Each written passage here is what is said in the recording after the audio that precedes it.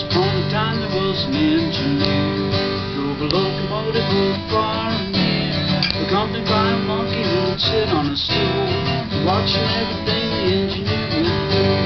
One day the engineer wandered by too near. He left the monkey sitting in the driver's seat.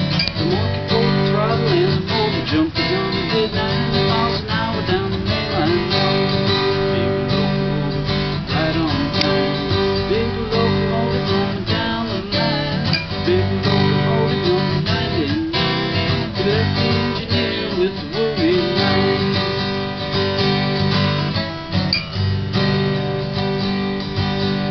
The engineer called the dispatcher on the phone. Tell them all about his locomotive and stone. We'll get on the wire with the lever to ride. The monkey's got the main line sort of tight. Switch off the radio, got the message in time. So there's a northbound moving on the same main line.